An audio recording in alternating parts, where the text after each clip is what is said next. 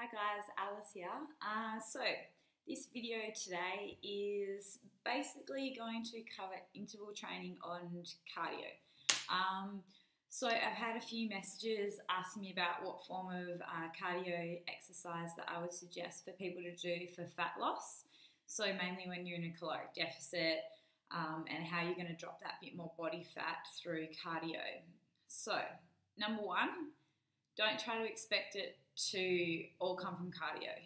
When you're aiming to lose body fat, if you want to retain muscle and have good shape as well, then you need to keep your resistance training sessions up. So that is number one. Your weights training is going to keep your shape, it's going to keep your metabolic rate up by retaining muscle mass. So you've got to remember that you're not replacing your resistance training with cardio sessions. The cardio is just going to burn a little bit more caloric expenditure. You still need to keep those resistance sessions in. It's more going to come down to your diet. So remember that is the key. Anyway, so what we're going to touch on is mainly the different types of cardio. So basically you would have heard of the term LISS, L-I-S-S, low intensity steady state cardio.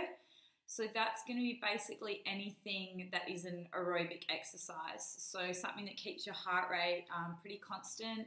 You can, do this exercise for anywhere from like 30 up to 2 hours because it's not, super taxing on the body. You'll be able to sustain this, for a while and it not be an issue. That is the form of low intensity steady state. So your heart rate's generally sitting around anywhere from about 50% up to about 70-75%. Then you basically have HIIT training, or HIIT, high intensity interval training. So HIIT is more of an aerobic exercise, so not requiring oxygen, which sounds weird because of how puffed you are when you finish it. Basically you have anaerobic and aerobic forms of exercise. They do cross over slightly in the energy systems that are being used, and I'm not going to go into the full science behind it today, but it's just important to remember that they're two different energy systems. So basically you're going to be working in anaerobic thresholds and lactic thresholds. So basically speaking, if you are doing HIIT training or HIIT, high intensity, you're going to be tapping more into that lactic threshold. So when you do a HIIT session and you get that real, say, burning in your legs on a spin bike, that real deep, hard feeling in your lungs, that's usually increased anaerobic threshold, and it's pushing towards that point, which basically has more metabolic adaptations. So basically that is why people talk about after you do a HIIT session compared to a low intensity steady state session, you have these metabolic changes in your body. Basically, whenever you're going towards an anaerobic threshold or a lactic threshold, your body has to make metabolic changes to respond to it being pushed that hard, basically. So there's benefits there. So I would go look up a little bit more on anaerobic thresholds and lactic thresholds, and that is where you're going to get metabolic adaptations. Again, you can't do this style of training all the time because it's very taxing metabolically, especially if you're in a caloric deficit and you're doing resistance training on top of that. Say if you did a HIIT 5 times a week on top of your resistance sessions 5 times a week, you're not going to be able to push as hard in your resistance sessions, and you want to still get the benefit from that type of training. So basically, you're going to be using muscle glycogen for both of them, so your glucose. So again, there's a time and a place for HIIT and LISS is what I'm saying. So what I would do, if you are in a deficit and say you really want to drop a bit more body fat or you're coming close to a show, what I do is cycle your cardio training, much like, you're making changes to your diet and your exercise. So I'm not saying never to do low intensity steady state. I wouldn't recommend doing it long term, but if you're doing it for, say, the last 4 or 5 weeks of a prep and you're in a deficit and you're going to cycle between a HIIT session and a LISS session, then that would be ideal. I mean, a lot of the time with my clients, what I do, say when they've got leg days on their program and they're really heavy, hard leg sessions that I want them to really get a good workout in, they're in a deficit, but I also want them to do some type of cardio training on, say, one of those days.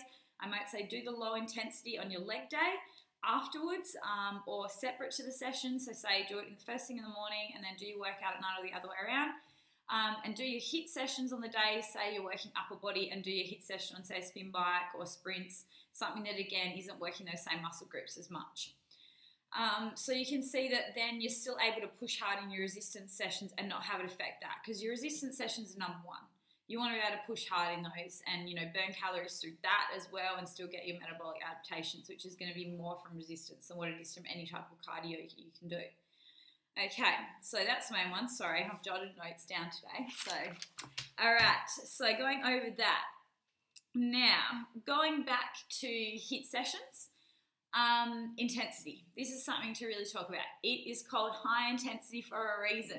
Now, I have a lot of people message me sometimes and, you know, they send a client for me and I go, cool, like what type of cardio are you doing at the moment? They go, yeah, I do HIIT and I do it, you know, 4 times a week and I do it for an hour every session.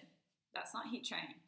If you can do proper HIIT training for 1 hour, I will applaud you. Like, you know, keeping your heart rate at the max for that amount of time is next to impossible, even for like an Olympic athlete. I used to be a sprinter, so used to do a lot of work in, you know, running in lactate thresholds, 400 meters, which is an incredibly lactic event. And I know what that pain feels like. Now, our sprint sessions at that, you know, national level were never any longer than like 20 minutes or half an hour. And that's not of work. That's like run, rest, run, rest. We might only do 5 or 6 bouts and you're absolutely spent because you're giving it 100%. And that should be how a HIIT session should work. You know, you need to do an exercise bout and physically need at least minimum 1.5 minutes up to 2-3 minutes of recovery, because you should be exhausted, like, you know, puffed, you know, have to stop for a second. You know, there's been studies on active versus passive recovery. So active recovery is where you still continue to, say, walk or just roll your legs out in a spin bike versus stop still. Active has proven to have better recovery benefits. So what I would suggest is, say you're doing, let's use the bike for an example. Spin bike's awesome. So say you're doing a HIIT session on a spin bike. You would basically crank that resistance up as high as you can get it while still getting force in your legs. I would even crank it up, get your legs pumping, and then crank it that little bit more so that you know by the start of your interval you are smashing it.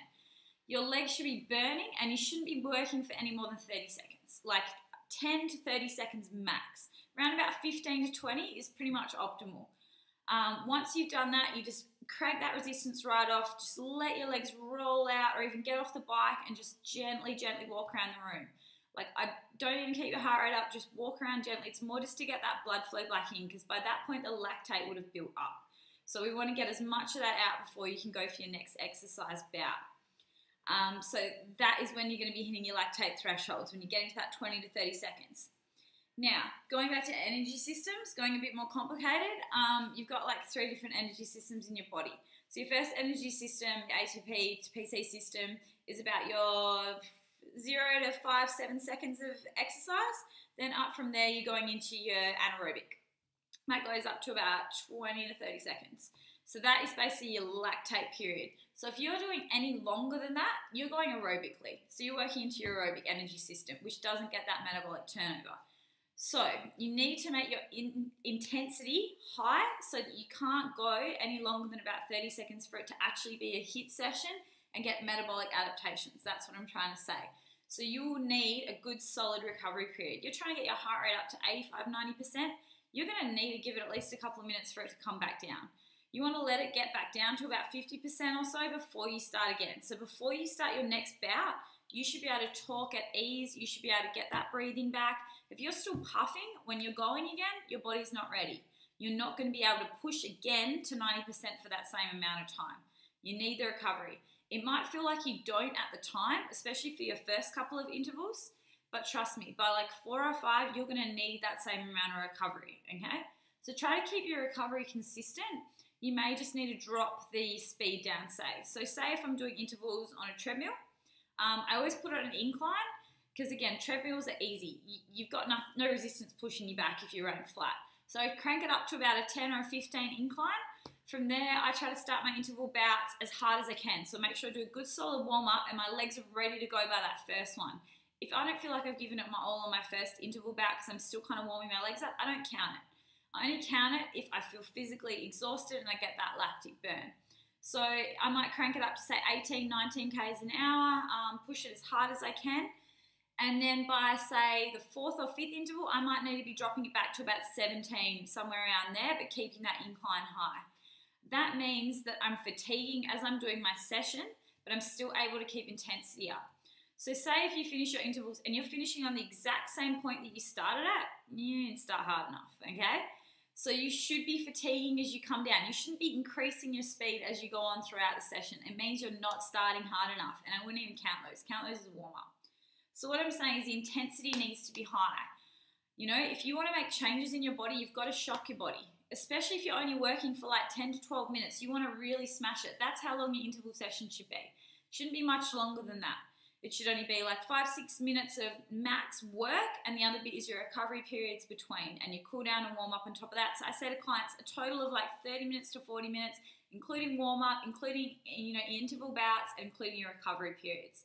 That's how long it should take for a proper HIIT session. Okay, so I know that was a little bit of information overload, but give it a go. So make sure that you smash it from that first step onto your interval. Okay, so rather than just kind of, oh, use the first couple to warm up, like, ain't got time for that. Like, just smash it.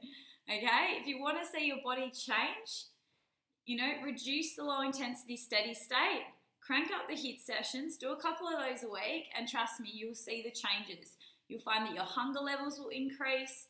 I find even afterwards your energy levels will increase. You're just going to feel physically fitter as well. It's going to benefit all your other type of training because it's improving your lactate threshold. So all of that in turn is going to boost your metabolism. It's going to increase, you know, retention of lean muscle mass compared to low intensity steady state has been proven with HIIT training as well. So that's what we want. We want to retain as much lean mass as you can when you're dropping body fat. That's going to keep that metabolic rate up. All right, so I think that's pretty much covered it for HIIT training today. So yeah, give it a go. Let me know how you go. I'd say my number 2 are probably running up a hill outside and on the spin bike and massive inclines in the treadie. But yeah, if you haven't also ever done on a spin bike, look up a Wingate test. It's a test we did at university. It's, you know, a test that's been used around the world. Basically on spin bikes. It's a style of doing HIIT training, but yeah, it's awesome if you want to look up any good articles on high intensity training. Look up Wingate and give that a go. They do exercise bouts. I think it was 10 to 15 seconds we were doing of work when we studied it, and then we were testing active and passive recovery. So yeah, what I'm saying is try not to stop dead still when you finish your bout. Keep those legs turning over. You know, just keep kind of wandering around the room so you reduce that lactic acid building up. You want to increase your lactic acid buffer as well. So what that means is that the next time you do an interval session, you want to be pushing it a little bit harder. You don't want to be just staying at that same level because, again, your body's going to get used to it, all right? So each time you do a session, try to push it a little bit harder, push it harder, or add one more interval, you know, like gradual improvements. Again, you know, you don't need to be doing it for any longer than about 15-20 minutes of work. All right, so good luck with your HIIT sessions. And yeah, if you need to ask me any questions, email alice@thebodyconsultants.com. Yeah, thank you for looking at my YouTube. Subscribe. I'm going to try to really hammer out a fair few more videos and keep you updated for my coming up IFBB World Show, which is now in 7 weeks in Canada. Booked my flights today, so it's all happening. Thanks, guys.